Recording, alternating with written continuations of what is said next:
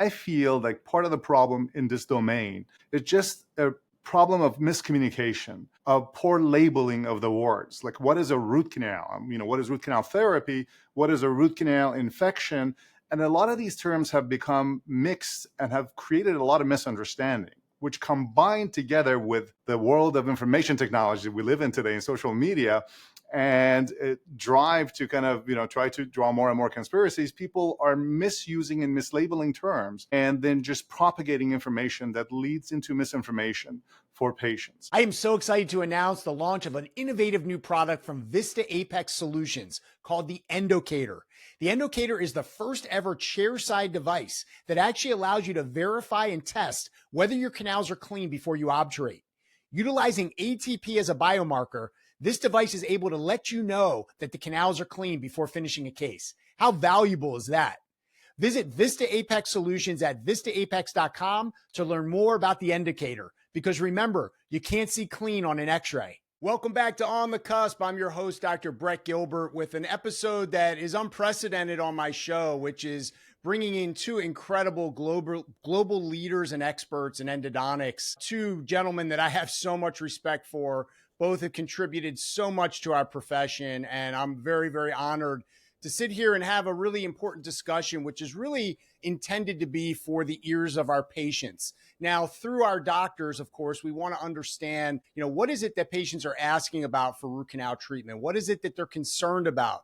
What's floating around the ether that's causing concern, maybe causing some misinformation, misconceptions on the truth about the safety, effectiveness, and in all honesty, the awesomeness of root canal treatment. So I want to welcome in two incredible guests. One checking in with us from Sydney, Australia, Dr. Mehdi Rahimi. Again, just an incredibly lengthy and very impressive bio. Aside from having his own private practice for which he's the principal, he does an incredible amount of teaching. He's taken on leadership and mentorship roles with the Australian Dental Association. He's received so many awards. He's just been out there teaching dentists, teaching students, mentoring other doctors, and more importantly, wanting really with his whole heart to contribute to the truthful and factual knowledge base of the world in terms of patients so that they can understand and make better decisions on their dental and oral health care. He and I have contributed and collaborated in other ways in the past. All of that will be linked up in the show notes. But we want to talk about root canal safety. We want to talk about some of the myths that are out there and some of the most common questions that patients have. Now, the other gentleman here he's a heavy hitter. Mehdi and I can hold some weight, but man, Dr. Ali Nasseh is just a legend in endodontics for so many reasons. Aside from just being an awesome human being, he's just a dedicated teacher to both the most novice of students and dental students to the most seasoned of endodontists. He has incredible background in biomaterials and sciences. He served the ADA, the American Association of Endodontists, all kinds of other global entities. He was the founder and ran Real World Endo for so many years, an educational based arm, and really has contributed so much in terms of his real desire to be a part of the conversation on what is root canal treatment, what is endodontics, how can we improve. And anytime you listen to him, anytime you have a chance to sit with him, you get better, you learn, and you grow. So I want to welcome, he also, just by the way, is the host of the Pulp podcast, which is an incredible podcast, a new podcast that has really gained incredible following and really focuses on leadership in dentistry and all the particular types of things that are happening around dentistry, which is very exciting and in many cases, somewhat concerning. If you would, Mehdi, Ali, can you just say hello? And then I want to just kind of set the stage for what this conversation is intended to be about. So, Mehdi, welcome to the show. Thank you very much. Thanks for having me. It's a great honor to do this with both of you. And I've been wanting to do this for quite some time, since the Root Cause, it's Pulp Fiction documentary discussions we had, Brett, back in 2019-20. So it's really good to finally catch up with both of you. Awesome. And Ali, welcome. Yeah, thanks so much for having me, Brett. It's a pleasure. And, thank you also for all you do for endodontics and dentistry as a whole, and for educating our colleagues. And now we're going to hopefully be able to do a little bit for passing on some of this information to our patients, which are really the people we serve. Absolutely. And the people that we care so much about, serving them in the way in which they can regain health, regain function of their teeth. So this episode is intended to be a conversation on what is happening in terms of proper, factual, unfactual, really falsified information that's floating around the ether about root canal treatment. I think the one thing I want to state, because you have some people that are staunchly against root canal treatment that talk about the potential that it causes patients to become sick, causes systemic issues. You have others on the other side like us who have dedicated our lives to learning and to practice and to really understand the science and the art behind endodontics and the pathology that occurs when a tooth is diseased. So before we get started, I want to clear the deck in just saying that no dentist, no endodontist is going to make any type of claim that an infected tooth, a tooth that may have had a root canal in the past that has an infection, is good for the body. That's not what we are saying. In fact, we're saying quite the opposite. We're saying that with proper treatment and addressing the etiology and causes of the pathology, that there is the opportunity for the body to actually heal. And so for those that are here thinking that dentists are trying to maintain some type of diseased tooth with infection, that is simply not the case. What we do want to discuss is how modern endodontics and modern dentistry has come such a long way that we have such a greater ability to actually address what is causing disease in a tooth. And that's really what we want to share. So Ali, I'm going to kick it off with you. Let's just rip the Band-Aid off here.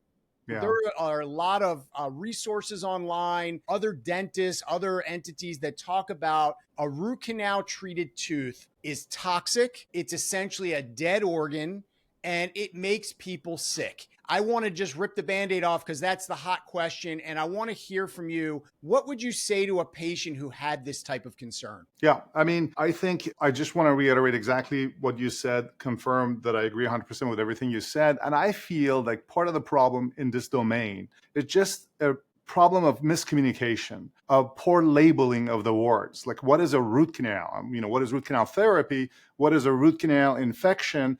And a lot of these terms have become mixed and have created a lot of misunderstanding, which combined together with the world of information technology we live in today in social media and drive to kind of, try to draw more and more conspiracies, people are misusing and mislabeling terms and then just propagating information that leads into misinformation for patients. Neither you, Mehdi, or I are pro people having just a root canal, even if they don't want to. The goal here is to make sure that people who want to have a root canal for the right reasons can have a safe and good root canal procedure and therefore save their teeth.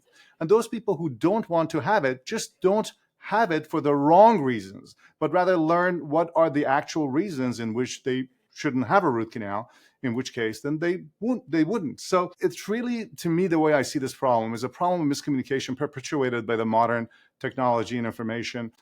Root canal therapy is a science that has existed for a long time. It has gone through lots of evolution over the past century. And much of the information that is put forth by many of the conspiracy theorists that say this procedure is flawed has been done over 100 years ago. And what's interesting is that that's never mentioned. And so I feel like where we're having a problem is miscommunication and quality of information. And together, it creates a big source of confusion for patients. And for me, the saddest thing is when someone ends up losing their teeth and therefore their function, aesthetics, and their health as a whole, just for misinformation. That's really a tragedy. And that's what hopefully we can have an honest conversation about so that that doesn't happen to anyone themselves and their loved ones. So that's really the key point. Yeah, that's a great way to kick it off. And I really appreciate that labeling issue, right? A root canal is an anatomical space. Root canal treatment is the actual treatment to address any disease or remove tissue from it. And a root canal infection is an infection around a tooth that happened to have had a root canal procedure in the past. I think that was a really great way to start it off.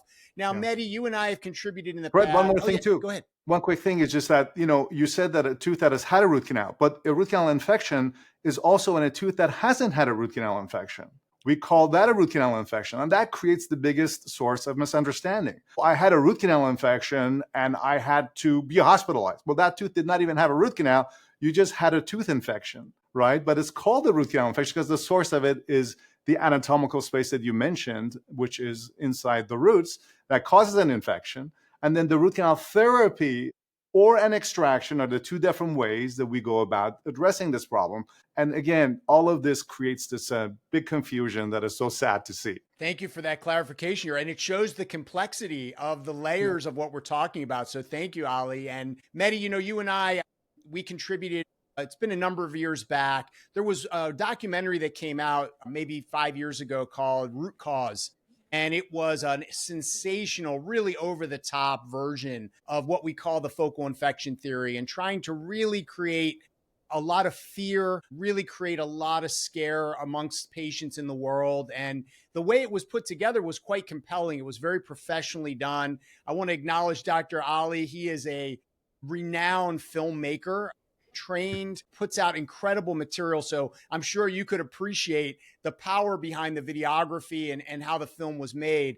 But Mehdi, you and I contributed to a panel and we discussed how we called it pulp fiction, right? Because the idea that this Root Cause movie was really so sensational and it was so untrue, and it really stirred something in us. So can you talk a little bit about what we uncovered in that panel?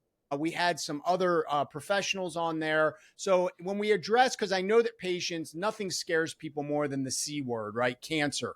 And there's been so much about whether a root canal treatment can cause cancer. So Mehdi, can you just kind of dial us back and talk about the panel that we were on and what was uncovered about how we refuted the findings and the statements from Root Cause? Yeah, so basically, we had a number of experts and professors, people that knew cancer well, oncologist Professor Morteza Armiche, and we also had Professor Laurie Walsh, who's like honestly an expert.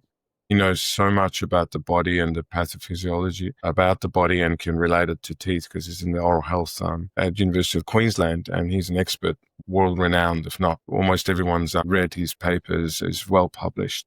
And essentially the discussion came down to asking the oncologist, can we relate a root canal infection to any sort of cancers? And actually, Professor Morteza's work, they've had some publications and even high-level publications such as systematic reviews and meta-analyses, which we go by, like sort of the highest level of evidence. They can't relate in any form a root canal infection to any types of cancers. And in that particular discussion, he mentioned colorectal cancers, head and neck cancers, breast cancers. And he went back to papers that looked into it. The papers were low-level papers, if they were even published. They were never even published in peer-reviewed journals. So, and he went back and he pointed out what I remember from the documentary is that if the cancer foundations around the world were really worried about root canal infection, they would have certainly mentioned something. They would have been very vocal about it. And in the end, not when you do your PubMed search, when you carefully analyze it, and unfortunately, this is the problem. Patients just get information from Dr. Google and they think the information's right. Thank goodness for ChatGPT, because at least you can type that in ChatGPT these days and it'll give you a better answer to the questions that we will have. So you can't relate cancers to root canal infections in any form or matter. And in the end of the day, as Ali mentioned already, we've come such a long way. This is, the theories starting in the 1910s and 1920s, Western Price. Now we can really hone out how to assess the tooth. Through 3D technology, through use of microscopes, we're able to see the root canal system better. We're able to clean it better using lasers and other irrigant agitation systems. We can get it to areas, the nooks and crannies that we couldn't get to. I agree that root canal infection is when the tooth hasn't had root canal versus a tooth that's previously had root canal. But we're so much better at assessing those teeth even for retreatment, knowing our ability, knowing can we address the anatomy, can we get to that apical point of the root canal system, which is the tricky point where most of the ramifications are, where a lot of ports of exit are, and be able to clean that biofilm really well, effectively. And we also have root canal. If we cannot go back to address the anatomy well, then we can go back to endodontic surgery. So provided the tooth is not cracked, we should save the tooth, because the tooth, we've got proprioception. The tooth is still is a vital organ, despite us taking out the remnants of the growth of the root, parts of the tooth that was important probably in childhood when the tooth was growing, which is less of importance now. It might give you sensation. You might be able to tell there's something wrong, like decay in your tooth. But other than that, it's not as important as the fibers around that root, the proprioception, the ligament that's healthy. And as soon as anything happens to that tooth in terms of infection, the body reacts. The body gives you inflammation. It tells you there's a florid immune system associated with that area. I always show this to patients. That's a reaction to potentially the infection in the root canal. But that reaction does not mean from the root cause documentary that we've got lots of nasty toxins at that area around the root. And it actually heals convincingly through 3D technology. We're able to see the healing and really prove the difference from here to healing to heal quite convincingly now. So we're able to do it really well.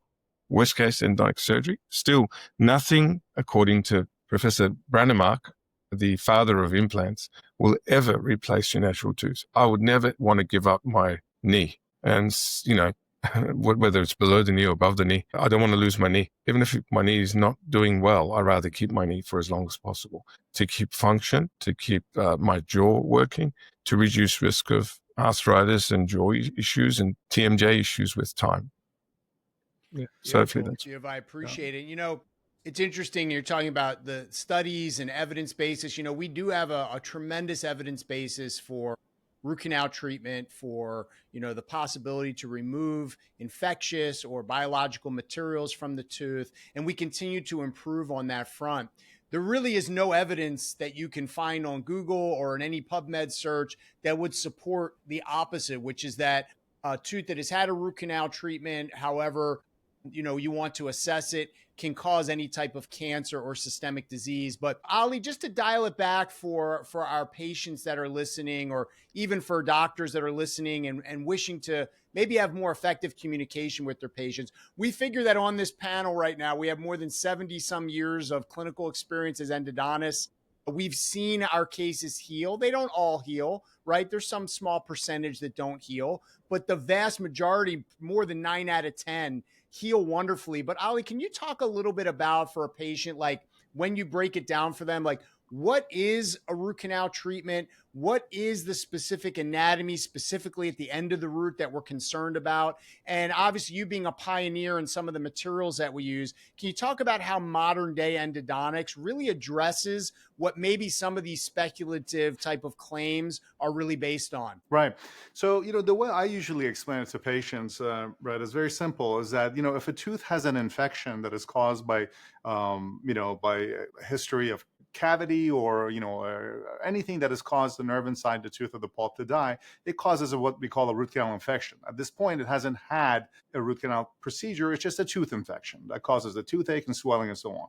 At this point, the patient has the option to either, because the infection is, the bacteria is inside the tooth, they can either remove the tooth itself, that would be the cause of the problem, or they can try to remove the bacteria through the tooth, and that's the procedure we call root canal therapy. Now, the understanding that I try to put in their mind is that, like anything else, including the alternative, nothing is 100%.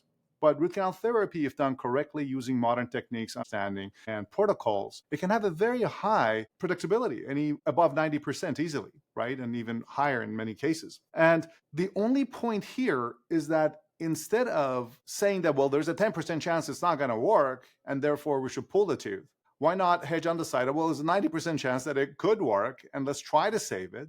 But most importantly, understand that when the procedure is done, the treatment is not complete. The treatment is only complete when you come back in several months so we can follow up and find out if the infection is fully removed and there's no recurrence and there are no issues.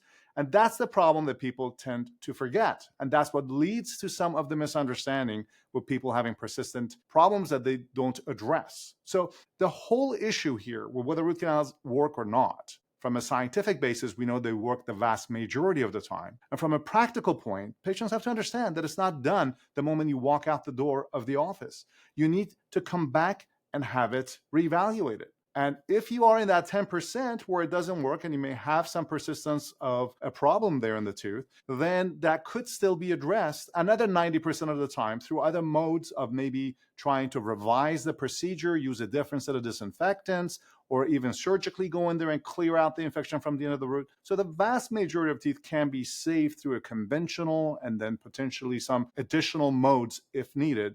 But the tooth can be saved. But the most important part that the patient has to understand is that follow-up is a part of the procedure. And if they get too lazy when they get that follow-up email from us or the follow-up x-ray, and in my office, it's certainly included, and that's, I think every endodontist should do that, because we all need to make sure as a point of as a point of patient safety and also our own brand, to make sure that we are keeping track of our patients. So as long as people do that, I think the whole point is just a moot internet argument over something that's a misunderstanding, and from a practical point can easily be managed. So that's my point on this. Yeah, I think that's really well said. And also the fact that we do depend oftentimes, not every case, because we do more permanent restorations, but there is a restorative component after root canal treatment that a patient must understand is critical for the protection of not only the tooth, but of the root canal treatment that was done. And so I think it's really well said. And I think we do try to educate our patients so they are an equal partner in understanding what they need to do, which is also good oral hygiene and preventing decay and all of the things that create a good dental health and a good oral health balance in a body. So Mehdi, so a patient is listening to us and they're thinking, well, these doctors do root canals. They're obviously very pro root canal. But we're talking about how in our own practices, we actually see evidence of healing. So from an imaging standpoint, could you explain to a patient listening, and again, if other doctors are listening, it's always wonderful. I always love learning how another doctor explains something, because I can pick up on that and improve my own technique. But Mehdi, talk to the patient about what we see on the imaging that actually is the hardest, most incredible evidence we could ever ask for to actually show that the procedure that we did, the time and follow-up that Ali's talking about, has all been taken care of. And now the patient presents back and we call it healed. What is that difference and how are we able to measure that? And so going back to Ali, I usually tell patients in my consent form, before they consent to the treatment, that they must come back for the 6-month review. So that's inclusive in cost of treatment, because I want to, for 2 reasons, see the tooth I treated. So the first reason is obviously if there was any of these lesions, are we seeing healing? So it's getting smaller in size, therefore bone is coming back and the body's reacting positively. 2, I like to see it eventually completely healed. And so the first reason is to see if the work I've done as a glorified plumber is working. And also the house on top. The dentist has done the house on top. It's very important to put the right house on top of the tooth that's been treated. So I, in the past, many years ago, didn't used to influence the restorative dentist as much as I do now. But with the advent of materials that are like tooth biomimetics, we call it, I like to mention what type of material I prefer over the tooth I treated. Sometimes the tooth is very compromised, therefore I ask for a flat occlusal table type of restoration so it lasts longer, because obviously I want the tooth less in load during grinding or chewing, in certain patients that perhaps grind as well. I like a different material, softer materials, more biomimetic materials. So therefore, I need to see what's on top. I need to make sure if that shoe sole is coming away from the shoe, let's say, as I describe it to the patient, if it looks like the crown that's on top is not being maintained well, if they're not flossing well, if they're not looking after our hygiene around the crown, or the crown is slightly defective around the margin, starting to wear away, I need to see it at 6 months. I'd rather see it at 6 months and see there's a problem and mention that problem than not to see it. So radiographically speaking, today with the world of 3D scans, we can either send for a scan or have our own scans, and I'd rather have my own. No two cone beam CT scan technology is the same. The way you take that scan is different, even if you've got a really good high quality cone beam. And therefore, I think As an endodontist, we look at very, very fine detail. We need the slices to be much smaller than, say, somebody looking at the jawbone to place dental implants, such as the less than 0.1 millimeter slices. And whatever cone beam that you're using, obviously for endodontics, speak to the endodontist, because obviously there are cone beams and there are cone beams, there are machines. And the way we take those cone beams, the small field of views, giving us much more detail, means that we can measure up. And I love showing the cone beam to the patient, showing what it looked like from the beginning, doing my measurements in three-dimensional space in the X, Y, and Z axes and slices, and explaining how, yep, we've got the measurement, and now you can see the measurements shrinking in size. So we can see that's called healing. Or I see perfectly normal looking periodontal ligament space, and this is what normal looks like, and show it to them. Say, look, you don't need to come back for any further reviews unless you notice problems or your dentist notices problems, because everything's good. The house on top looks good. The plumbing we did looks sound. And the evidence is obviously there through a scan showing the bone's healed, the tooth is healed. Why would you take that tooth out? What would you even contemplate when it's healed? About all these theories in the past, many years ago, which are just cruel myths, really. Beautiful. Yeah. And I think that's such compelling evidence to show, a dark circle around the end of the root that represents the pathology, the disease, and a year and a half, whenever that might be again, that you are able to follow up with the patient.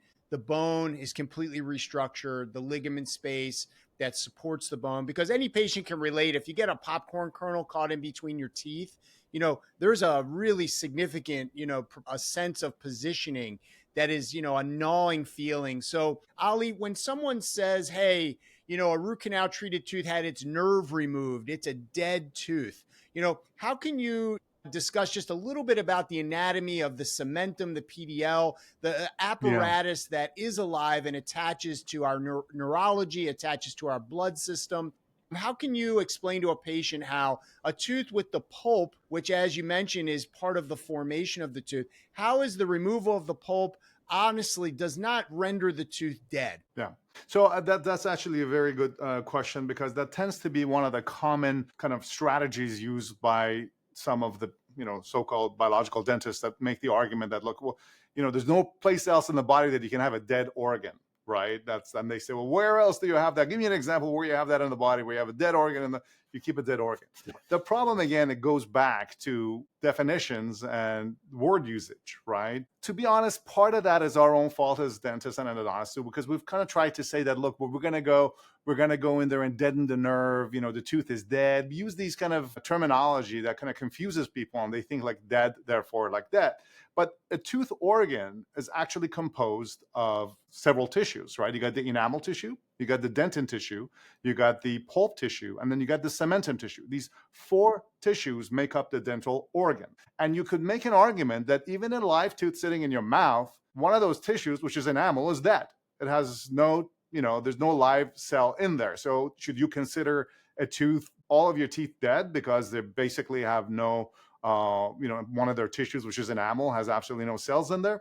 Dentin does not have any cellularity itself. It may have some, some processes of cells that kind of reach into it. So dentin and the enamel, basically half the tooth is already composed of non-living organisms. So all endodontic therapy does is it removes the already kind of necrotic tissue that's inside that 3rd tissue, which is the pulp.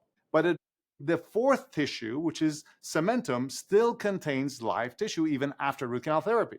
So the organ as a whole is not dead. So it's just a false analogy that is used to kind of portray or explain this procedure. All we're doing is the tooth is already 2/4 or 1/2 dead. We're just adding, 3/4 of the tissue is being removed, or 1/2 of the living tissue is being removed, if you can think of it that way. Whatever, it doesn't really matter. The reality is the organ is still alive, because if it were dead, what would happen? The body would reject it in that way. If the cementum was dead and was necrotic and it had microbes and stuff in it, it would have then been rejected the same way that it happens when you have an avulsed tooth and it does go through a problem. But so that's just a false argument. And as I mentioned, it's kind of our fault for kind of using that terminology for it. Again, for me, it's a very simple idea. And I think the more in detail we start to have this conversation with people, because endodontics, just root canal anatomy itself, and then add to that the therapy and all of that, is a fairly abstract procedure for most people. They don't seem to understand. Even our physician colleagues don't seem to understand that. It's a very, very detailed and abstract procedure. And as somebody, and you yourself as well as Mehdi, were in the education part of this thing, to our colleagues, and realize how difficult it is to educate people based on this abstract concept. So it's really not patients' faults for not understanding this really difficult concept to grasp. So at a very simple level, it's just a question of statistics, right? I mean, look, you have a tooth that has a problem, has an infection. As I mentioned, you can either remove the whole tooth. Yeah, you'll get rid of the infection 100% by removing the tooth. But if you do root canal therapy, which is an attempt at removing the infection without removing the tooth, then you'll have 90% more or less, and depending on the case, the doctor should advise as to what is the prognosis for that given tooth, considering the condition. So you can give it a shot and try to save it, and then follow up. And if it works, great, you kept your tooth. I have a tooth in my mouth that I had done in 1990 when I was a dental student, and it's still in my mouth. So I've had the benefit of keeping it. And if it doesn't work, in the follow-up, we find out, and then you remove it. It's not like you're going to die for having had the procedure done. It's an attempt. It's like any other medical procedure. You're attempting to save some piece of your body or something, or try to get rid of symptoms or reconstitute health and something like that. And it works a percentage of the time, and it doesn't work a percentage of the time. And when it doesn't work, then you move on to the next step. The statistical problem here is that people don't understand that the alternative, which is the removal of the tooth, or even replacement of the tooth, whether it is with a bridge or an implant, has its own set of risks. So people think that they're making a decision based on risk in a vacuum, in which the alternative is heaven, right? And then this procedure is terrible. So people have to understand this. That's why it's so complex of a decision making in this situation. Based on plenty of evidence now over the past 20 years, we know that they are at best as successful as root canal therapy, but certainly a lot worse, considering many of the other complications that they cause and that occur as a result of them. Right. And, peri-implantitis, which is like a root canal infection, except that it's quiet and people don't realize it. There is these issues associated with implant cases that people tend to just kind of ignore or not know about because they don't hurt. They're like low chronic level of infection, but because it doesn't hurt, because it keeps draining into the mouth, unlike the root canal issues that are kind of a little bit deeper so people feel it, they don't have a problem with it, or they don't know about it to have a problem with it. So issues like breakage of fixtures and drilling into the bone. It's a surgical procedure, the alternative. Extraction of the tooth itself is fairly complicated. Patients that are on a number of medications can have those kinds of extraction. The healing is retarded. It's a fairly brutal procedure. So endodontic therapy, or root canal therapy, is the easiest and safest, relative to the alternative, procedure that you can have to save your tooth, and you get the benefit of saving your tooth. It's also less expensive than the alternatives, which is a bridge or an implant. And it's time proven. Again, the problem, and to go back to the example you gave about the root cause film that came out, that was essentially financed by a group of private practice dentists that call themselves biological dentists. And they essentially paid for that with a very high production value. And the idea was, okay, so come to us, and then we'll have the alternative for it. And what goes, again, under the radar in these situations, and not only the commercial bias on that front, but also more importantly, is these people say, well, look, remove the tooth and get a non-metallic zirconium implant. They fail to say that, okay, so titanium is a metal, but zirconia, which is zirconium atom, is also a metal. So except that it's white, it's a white metal. So it's like they're tricking people to think that they're getting something non-metallic. They're actually getting a white metal. They're still getting a metal. So, and much of the thinking in this area is really driven by several logical fallacies that people, you learn this stuff in, philosophy 101. It's like, the most, important one is the correlation causation problem, right? So it's like, well, I had a root canal that, 98% of people that had root canal had like, this is a saying that everybody has said. It's like, well, they have cancer. Well, 99 or maybe even 100% of people who brush their teeth will also have cancer or who drive have this issue. So it's the correlation. It can't actually be a causation. In order to have a causation, you have to really go back and look at the root sources. And in fact, what they don't tell you is the following correlation causation fallacy, that based on the World Health Organization report, people that have missing teeth have a much lower lifespan than people that have all their teeth. So what about that then? I mean, so you're saying remove the tooth, but you're kind of forgetting that other bigger by World Health Organization, which is, a legitimate organization, as opposed to this 98%, which is by one dentist who said that in the 1920s, right? So we just have to kind of understand the basis of some of these arguments. They're driven primarily financially, commercially, misunderstandings, miscommunications, that is then kind of ravaged through the populace psyche around the world. And I want to, instead of talking too much, I'm going to pass it back to you guys, but I want you guys to also talk about the quality of care and what's the difference in terms of the outcome that you could expect from these procedures, right? I mean, in the US, Brett can tell you that 70 to 80% of root canals are done by general dentists as opposed to specialists. Does that make a difference in your opinions? So Brett and Mehdi. That's a great thing to bring up, because the three of us sitting here have invested so much time out of our lives to educate our colleagues to increase the quality of care in terms of endodontic treatment around the world. Mehdi, sitting in Australia, does a tremendous job with that. Ali has done that for years. He's on the faculty at Harvard. He's educated so many with courses around the world, as have I.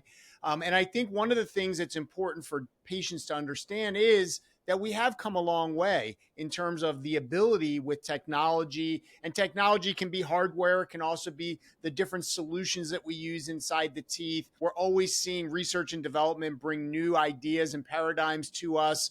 But in general, we use a very powerful disinfecting solution that can dissolve tissue, pick up biofilm, kill bacteria. We use different devices, as Mehdi referred to stimulate or agitate those solutions. There's surfactant materials that allow better penetration into the anatomies.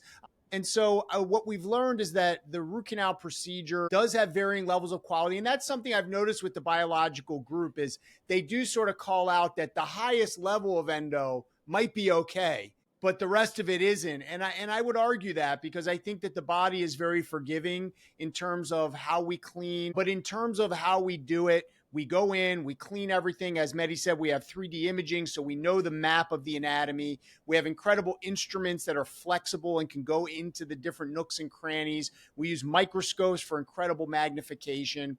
And we also use newer bioactive materials for filling the root. So Ali, just to go back to you real quick, and then Mehdi, I want to talk to you a bit about the structural integrity of the teeth and how that relates to some of these failures that we hear about. But because Ali, obviously you've been a pioneer in bioceramic materials. I love listening to you talk about it. I love the history. But, so you talked about, the enamel, the dentin, those are sort of mineralized structures. They don't really necessarily can call those alive. The cementum is outside of the confines of the tooth. It attaches the periodontal structures, that shock absorber that you feel when you bite on something or something's caught in between your teeth. But once that pulp is out, Ali, can you talk a little bit about, even if this argument maybe to some held weight 20, 25, 30 years ago, where we stand today with bioactive materials to replace the pulp tissue that we remove? How does that change the game in terms of how the body might accept our treatment? Yeah, I mean, that's a very good point. In the modern times, by the advent of a combination of having more biological materials that are more biocompatible, and at the same time having a better understanding of the science of pulp regeneration and pulpal repair, we have more recently been able to kind of come up with more novel ideas, so that instead of doing a conventional root canal therapy, which is a prosthetic replacement of the pulp tissue inside the tooth, whether we could do this on a partial basis and maybe have regeneration of this tissue and so on, that could be helpful. That is an argument that is based on the experience and expertise of the provider in a given area, as well as the specific situations of a tooth at hand, right? I mean, we all know that. It's not a panacea that could be applied in all cases. To that extent, it's probably patients that are not procrastinating and they can actually get to treat these diseases a little bit earlier on could benefit from that. If they wait until they have a full infection of the tooth and the root canal and stuff like that, that would be a little more difficult. But it really, we live in right now, I think, as you both, I'm sure, agree, is we're probably living in the best era of endodontics, in which our technologies and our techniques and our understanding, which is even the most important part, the scientific understanding of this procedure, has really reached its highest level. There's still plenty of room to grow and improve in the future. But I think, considering all of that, having competent care, someone who can make the right decision for your tooth, considering it's, wherever it is, at whatever stage of the problem it's at, that's really what patients could do best, not to procrastinate and proceed to get treatment done. Yeah, so I think that's important. What do you think, Mehdi? Yeah, I fully agree. I think at least give the endodontist a chance. Let us have a look at a tooth that is previous older technology type treatment, and let's say it's got an infection. The dentist has seen it before it's extracted, at all cost. I'm getting an opinion at least about the tooth, because we obviously assess the tooth as an endodontist in a holistic approach. So often when a patient walks into my practice, not only I get the data from the patient, or with permission of the patient from the previous dentist, so I know when the endodontic therapy was done, from what was the circumstance of the tooth prior to treatment, or the patient. But I also, apart from holistically going through the entire body, assessing the health of the patient, assessing the medications they're on, in terms of when and when not the risk of extraction may lead to other problems, because some patients are on medications such as bisphosphonates, and extraction may not be as straightforward for them. We also assess not only the tooth itself, but the entire dentition. So going back to the point of how long the tooth will last in the mouth, where we know, with of course admitting to bias, because we're endodontists, we like to save as many teeth as we can, which I see no problem with. We also need to look at the entire dentition. So, for example, I look at bruxism. I look at them areas where they might be grinding for different reasons. It's not always stress. Sometimes it's their breathing. I go back to saving the patient's health. That's number one. We're not just talking nutrition. We're not talking everything we agree with, Brett, but you've mentioned a lot of things about their health in general in the past, in many of your podcasts, which I fully agree with. But we're also talking about their jaw, and we're talking about what are they doing at nighttime sometimes that they don't know what they're doing that could affect their health. We put some patients to sleep through intravenous sedation with an anesthetist of mine who's really interested in apnea. So sleeping disorders where adults can have sometimes through upper respiratory tract blockages and pathways that are blocked, through the gut, reflux disease. So we even see kids with apnea as well. And I think very importantly, if they have a breathing problem, which we can see the effect in their teeth in terms of grinding, the wear facets, we are the first to pick it as dentists who look in the mouth through microscopes, who can transilluminate teeth under microscopes and see crazed lines and various signs that sometimes in some patients could mean they do have a deeper problem. It's their breathing. And if we can address that breathing or reduce the risk of them grinding, not only we can save their teeth for function, which is the most important thing, and their jaw from developing arthritis throughout life, but also more importantly, chronic disorders, such as if they're not breathing well, their heart, their vessels, their more chronic disorders, diabetes and things can come their way sooner. So I think we look at it holistically, and we also look at the tooth holistically. So if you ever get me to assess the tooth, of course, I'm assessing the adjacent teeth. I'm not recommending save a tooth when the rest of the mouth is, say, full of decay. The patient's not looking after the hygiene. Their oral hygiene's abysmal. I go back to what I say, the 3 Fs. So the flossing, the dental cleaning, means of keeping decay away in many of those patients, to fluoride, which, it's a different topic we can spend ages on, where and fluoride toothpaste, extra strength fluoride toothpaste, tooth mousse in Australia. I don't know if you guys have that in around the world. The cow product has casein phosphopeptides, which can remineralize dentine, again, another bioactive material you'd be interested in, Ali, you could look into. And I think the food they're taking in, the food is very important. So going back to everything, going back to periodontal support of the tooth, going back to restorability, removing, stripping away the tooth and having a look at whether it's worth saving that tooth. Is there enough sound dentine, uncracked dentine? The thing that lets us down as in the profession of endodontics, and I think both of you would agree to, is the fact that the tooth could have had a crack and we didn't see it, and the tooth would eventually fail or get reinfected because of that crack. So we always put a lot of emphasis on cracks, and that's the number one reason for loss of the tooth. Many papers published over many years mentioning that it's predominantly a restorative failure or a tooth. The tooth itself, the dentine fails, not the root canal that actually ends up causing the disease in the long term. So the chance of it being a persistent infection is there, but it's much lower than the tooth having cracks. And these days with 3D technology, we're able to actually pick cracks that are very deep in teeth, see signs or reactions, again, loss of mineral in areas which you wouldn't expect normally. And we can actually remove through software like EvolveDX as an example, remove all the dentine, all of the hard objects like the bone around the tooth, and be able to inspect the tooth better that way in terms of picking for cracks, because cracks is what lets us down. Yeah, I mean, I think that's a great way to show how intent we are on recognizing the patient's overall health.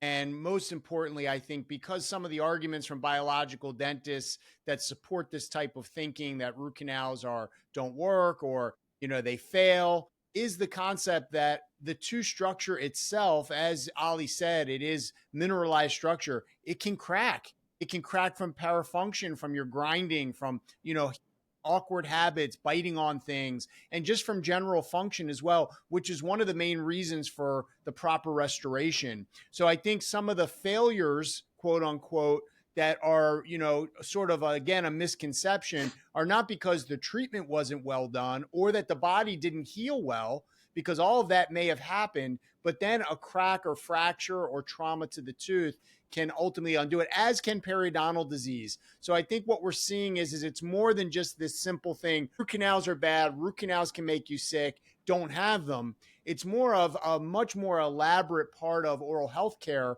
to recognize that this treatment can be very appropriate and save teeth. And as Ali said, if it doesn't work, you still have options. And many of the options are, as Ali said, about 75% of endo or root canals done in the US are done by general dentists. Well, then there's still an opportunity to redo a root canal. And if that doesn't necessarily take care of one specific area, a surgical procedure to actually remove one small part of the tooth, which is problematic, can solve the problem. Going back to the data from WHO about, people that keep their teeth are generally healthier and live longer. So I think it's a really fascinating discussion. Ali, you didn't quite get to where I was going with the bioceramic, biocompatible materials, and not in any way. I didn't want to do a self-serving push here. Yeah, well, but I think it's important in terms of for a patient to understand what has changed. So how can they understand, not putting any names for sure. I mean, Brad, you're absolutely right. The bioceramics have really helped in this area, make things a lot easier in terms of the biocompatibility and the ability to have a more streamlined way of saving teeth with better seal, better hydrophilicity, and so on. Those are like the details that probably patients don't care as much. That's probably more among us. As far as patients are concerned, combination of the material science and our understanding are really making endodontics better than ever before. You just need to see conscientious practitioners and clinicians that are adequately trained and they know what they're doing, because it's a complex procedure like anything else. And keep in mind and have realistic expectations. Like, one of my favorite sayings is an old aphorism that, health is the slowest way to die. For me, like, dentistry is the slowest way to lose your teeth. Right. So all we do is just postponing some of the inevitable in healthcare. Right. Our goal is to kind of keep function, keep things around. And that's the same way for these little organs that we've dedicated our lives to, which are teeth, these 4 tissue organs, if you will. So, right before we started this thing, I just said to myself in this cue card, if I could just write down some of the arguments for saving our teeth. I mean, what would be some of why not just pull it down tooth, right? So I came up with 8 off the top of my head. I'm going to just read it to you here. So first one, is the argument that nature is best. So the natural thing is the better version. If you can have your own teeth, you can have actual human cells in contact with human cells in the bone. That would be ideal. Why go with some type of a artificial replacement? Keeping your teeth through root canal therapy or through vital pulp therapy, if you're on top of things early enough, has fewer complications, right? Because extraction and placement of implants, which is surgical procedures, both of them are much more invasive than a root canal procedure. Root canal procedure, the worst part of it, if you see a competent clinician, the procedure should be completely painless during your visit, and that it would, the worst part of it that I tell my patients is your mouth's going to be open for a little while, as we're doing this. And it's just like the way I explain it to patients, root canal therapy is a deep filling. We're filling inside your root. The mistake people, and if you ask the common person, they say, oh, I thought root canal was removing your roots. We're not removing the roots. It's kind of like, as Mehdi said, it's like, it's the foundation. If we remove the foundation, what's the tooth, it's going to be a facade that's going to be hovering by some kind of a skyhook. Anyway, so it is a simple procedure. 3, long-term success. The long-term success is been established. It does do very well, especially if it's properly restored, and your grinding and other kind of bad habits, diet habits, and things that Mehdi just mentioned are mitigated and are addressed. Like I said, my tooth here, my tooth number 5 was done in 1990. It's still in there. And number 4 is basically it's a healthier option as safer for our health, since it is, again, it's your own body in touch with your own tissues, as opposed to have potential periimplantitis and other potential complications that occur as a result of that. It's just a question of seeking quality care. It also protects the neighbors, number 5, because again, extraction can damage adjacent teeth, and the placement of an implant could cause other problems with adjacent teeth, and so does a bridge.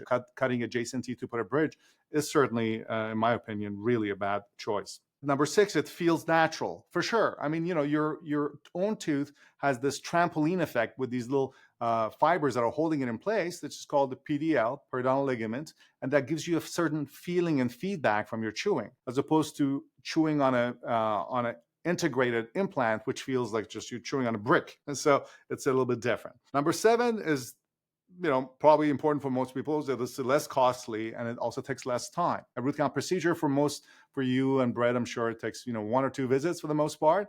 Mostly in one visit, it could be done in specific cases. And then you're off to the crown, which is another 1 or 2 visits, and you're done. Usually the whole thing can be done. In some situations, the whole thing can be done in 1 visit if you have some of these modern technologies. Whereas with the implants and the restoration, it does take a significant amount of time for the bone to heal, grafting, very expensive procedures, significantly more expensive.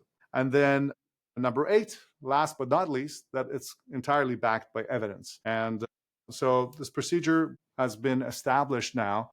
And, there are thousands of, there are in the US 15 million root canals done on an annual basis. And again, it's important on the patients to seek quality care from competent people. An example I often say is that, when you go get a haircut, everybody understands that like every haircut is not the same, right? If you get it to a good place, the person knows how to cut your hair, that's a good haircut. It could go if I give my razor to my kid, they could totally mess up your haircut. The same thing with a root canal. People say a root canal as if it's the same everywhere. It's not. You need to do a research. You need to find out somebody's doing it. Endodontists and people that are specialized in it. Many general dentists can do it well if they have enough training in it. And that's really the understanding that I feel that we can, the 3 of us can put forth for our patients so they can make the best decisions for their health. At the end of the day, that's what it's all about. Yeah, that's beautiful. I love that. Those are 8 great points. And I think it's also important for, look, we're not trying to rewrite history here. I think we just are in the present moment stating the root canal procedure. When we say evidence, we mean studies have been done. They've been followed. A statistical analysis has been done to show a certain outcome. I think a lot of the arguments we hear from the other side are, I had this neighbor who had a root canal. She had a problem with it, and then she got breast cancer. We just want to be clear that although is compelling as a story, it's not evidence-based. And that's what we are speaking of, is our study, our understanding of, and Mehdi mentioned it earlier, high level, systematic review, meta-analysis. So I think that's really important. We also want the public to know this procedure has evolved so much in terms of the materials we use, the way we perform it, the way, as Mehdi mentioned, we're able to assess it over time. And so the parts of it that we can't control are the patient's willingness to keep the tooth clean, any type of parafunction, any type of cracks and fractures, which we see, as Mehdi mentioned, many medical conditions or even habits that patients have can contribute. So Mehdi, as we close this session out, we've been through years and years of understanding that through the media cycles, we see time and time again this idea come up that root canals simply are not safe, that a tooth is dead, it's toxic, it should be removed. I love how Ali broke down, you didn't even mention the ozone treatment aside from the zirconium implant, which again has no evidence basis whatsoever. But Mehdi, as we close this out, patients looking at you, they're concerned. They've heard the story of Sally the neighbor. They saw the movie and they feel scared. How can you reassure a patient that this practice, this procedure that we are so, passionate about because we see the results? How can you reassure someone, just speaking human to human? Essentially, first of all, every patient has a choice. So I'm not here to, if they're fully converted, I'm not here. It's a balanced discussion. I'm not here to say, okay, this is the only way. And I think if they are worried, this is why we're here. This is why we're doing these discussions. And back in 2020, after the 2019 root cause documentary, we had root cause, it's Pulp Fiction on YouTube, readily available to those who are concerned, because I've had patients with cancers that then looked at the root canals they had in their body, and then I reverted them back to the root cause, it's Pulp Fiction documentary, to have a look at it. So I recommend it to dentists because sometimes they ring and they're like, well, this patient, hard to explain this to them. Can you speak to them? Can you tell them this is important? Because sometimes patients come in and they're very young. They're younger than the age of 20, and their parents have this mindset that, root canal infection, you got to take the tooth out. That's all they could understand. And sometimes they don't even get to consent because obviously they're not old enough to consent for that. I really, really feel we're here to assess your tooth properly as patients, and we're here to give you the best options. And even though we have a bias towards saving natural teeth for many reasons, the father of implants even mentions nothing beats the real thing, which is your own tooth. And nothing will ever replace it. Yes. One quick thing too, Mehdi, is that people who tend to respond to anecdotal evidence are oftentimes convinced by anecdotal evidence. So I often use my own tooth as an example, which is true. I mean, I've had a root canal. I mean, you said, why should I have a root canal? I'm like, well, I had a root canal. So, I mean, I don't know what else I can do to convince you. I did one also on my family. I've done a bunch on my family members. I did one on my wife when she was pregnant, and my son's now 16. This is the truth. And the reality of it is that, people say, well, look, if I didn't believe in it, I wouldn't be doing it on these people that I love and I care about, and including myself, right? So it's one of those things where sometimes you just got to get to the human element part of it as opposed to go into the science and to the background. If you need to really have that scientific understanding, go to dental school. Otherwise, for you, look, if it's good for me and my family, I feel it's good for you. But if you don't want to have it done, it's perfectly fine. Go remove the tooth, go through the implant path, and then let me know about it, how it was. I mean, that's the bottom line. You can't, an old saying is, a man convinced against his will is of the same opinion still. So that's the key, is you're going to have that, that thing. So I just try to keep it simple because that's the way it works best for our patients. And I think, before they extract the tooth again, assessing the tooth properly, giving them an informed decision before they do it, because they may regret it down the track with their lifespan being so long, missing anterior teeth, especially front teeth, replacing them with implants with such maintenance problems down the track, high maintenance cases. And, 10 years later, it's too late. When the implant's starting to fail. Lots of maintenance problems that are mentioned in papers such as Pedersen 2012, which it's a highly quoted paper. 4 out of 10, 5 out of 10 dental implants. I'm not saying don't do implants. Implants are great when you can't save the tooth. They're a very good replacement option versus dentures or even bridge work, as Ali mentioned.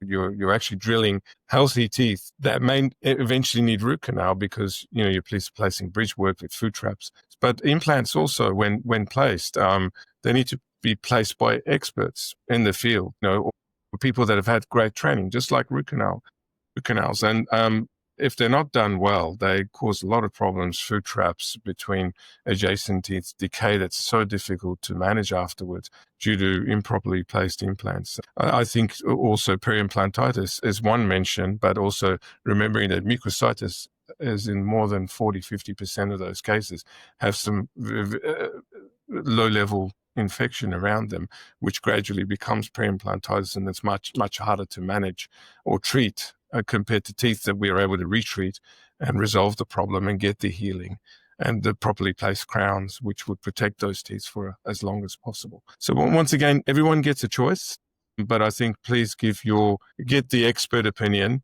at least get that consultation prior to, regretting later. It's too late down the track when you say, I shouldn't have lost as many teeth, perhaps I could have saved them. Yeah.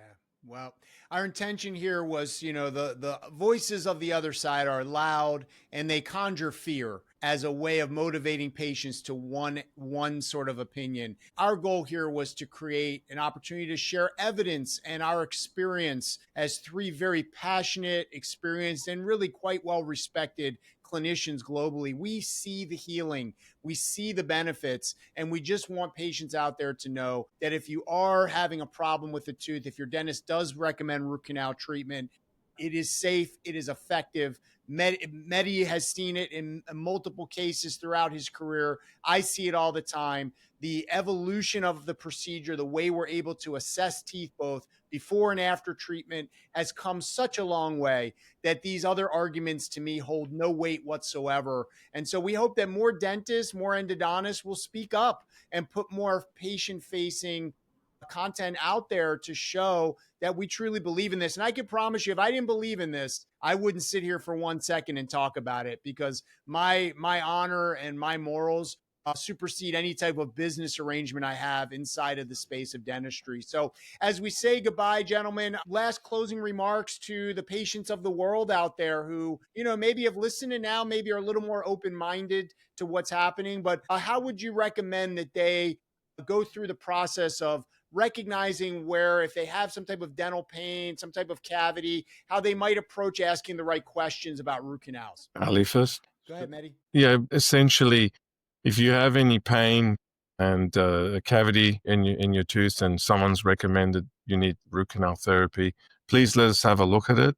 You don't always need root canal therapy. We can still preserve the pulp or the root canal tissue is very resilient, and we can perform vital pulp therapies on teeth, especially in younger patients where teeth are less formed or less strengthened by time. The roots maybe not fully, maybe immature. Then I think give us a chance with vital pulp therapy and regenerative procedures where we are able to revascularize the tooth or bring the tooth back in terms of structure and function. I certainly think the number one most important thing is to communicate and come and discuss. And then we, of course, communicate back with your dentist, or at times if we see it may be a more complex tooth to manage or complex sort of situation in the mouth, we'd also ask with dentist permission to refer you to other, maybe restorative specialists, gum specialists, periodontists.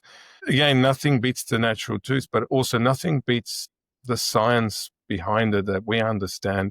And I love seeing the body heal. The body is able to recover. The body is resilient, and we can get it right through a methodical approach, through a methodical assessment and a methodical approach. So believe in what we've done for many years, and don't just give up on your tooth as soon as you hear root canal. That's just, honestly, it's a cruel myth that's been around for a long time. Please don't extract your tooth at all costs. Try to save it, and at least give us a chance at discussing it with you. And Ali, last closing So remarks? for me, to be honest with you, I think everything starts by having a relationship with your dentist, by trusting your dentist, and that comes with time.